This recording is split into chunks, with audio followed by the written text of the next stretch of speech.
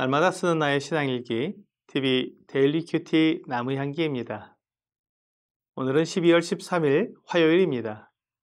오늘 함께 큐티할 성경 본문은 사도행전 22장 12절에서 29절입니다. 율법에 따라 경건한 사람으로 거기 사는 모든 유대인들에게 칭찬을 듣는 아나니아라 하는 이가 내게 와 곁에 서서 말하되 형제 사울아 다시 보라 하거늘 즉시 그를 쳐다보았노라. 그가 또 이르되 우리 조상들의 하나님이 너를 택하여 너로 하여금 자기 뜻을 알게 하시며 그 의인을 보게 하시고 그 입에서 나오는 음성을 듣게 하셨으니 내가 그를 위하여 모든 사람 앞에서 내가 보고 들은 것의 증인이 되리라. 이제는 왜 주저하느냐? 일어나 주의 이름을 불러 세례를 받고 너의 죄를 씻으라 하더라. 후에 내가 예루살렘으로 돌아와서 성전에서 기도할 때 황홀한 중에 봄에 주께서 내게 말씀하시되 속히 예루살렘에서 나가라. 그들은 내가 내게 대하여 증언하는 말을 듣지 아니하리라 하시거늘 내가 말하기를 주님 내가 주를 믿는 사람들을 가두고 또 각 회당에서 때리고 또 주의 증인 스데반이 피를 흘릴 때 내가 곁에 서서 찬송하고 그 죽이는 사람들의 옷을 지킨 줄을 그들도 아나이다. 나더러 또 이르시되 떠나가라. 내가 너를 멀리 이방인에게로 보내리라 하셨느니라. 이 말하는 것까지 그들이 듣다가 소리질러 이르되 이러한 자는 세상에서 없애버리자. 살려둘 자가 아니라 하여 떠들며 옷을 벗어 던지고 티끌을 공중에 날리니 천부장이 바울을 영내로 데려가라 명하고 그들이 무슨 일로 그에 대하여 떠드는지 알고자 하여 채찍질하며 신문하라 한데 가죽줄로 바울을 매니 바울이 곁에 서 있는 백부장들에 이르되 너희가 로마 시민 된 자를 죄도 정하지 아니하고 채찍질할 수 있느냐 하니 백부장이 듣고 가서 천부장에게 전하여 이르되 어찌하려느냐 이는 로마 시민이라 하니 천부장이 와서 바울에게 말하되 내가 로마 시민이냐 내게 말하라. 이르되 그러하다. 천부장이 대답하되 나는 돈을 많이 들여 이 시민권을 얻었노라. 바울이 이르되 나는 나면서부터라 하니 신문하려던 사람들이 곧 그에게서 물러가고 천부장도 그가 로마 시민인 줄을 알고 또 그 결박한 것 때문에 두려워하니라.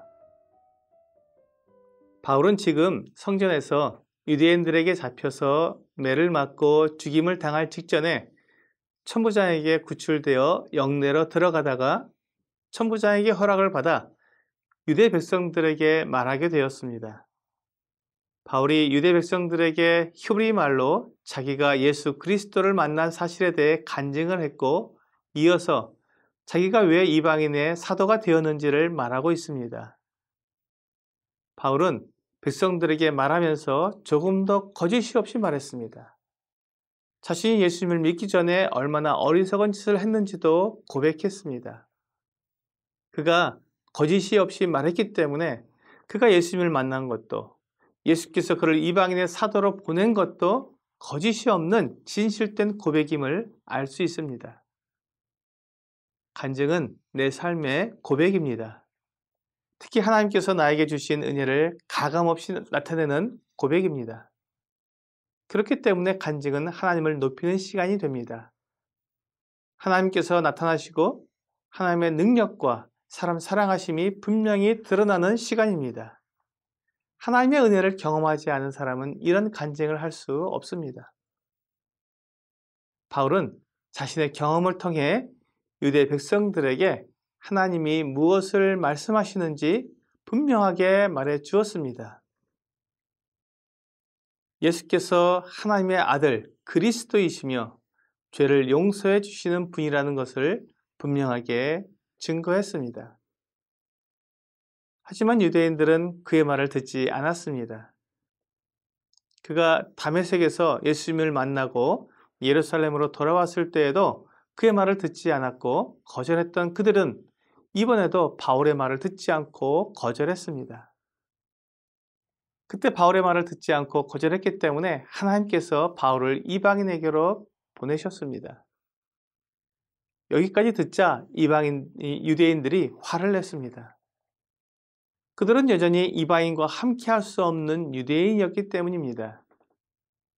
그들은 바울에게 부활하신 예수님이 나타난 것도 아나니아가 그의 눈을 뜨게 해준 것도 아무런 문제가 되지 않았지만 이방인에게 은혜를 베푸시는 것에 대해서는 결코 용납할 수 없었습니다.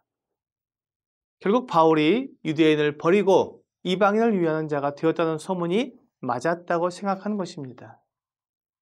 이방인을 용납하려면 율법을 버려야 했고 모세도 할례도 다 필요 없다고 했다던 말이 사실이 된 것입니다.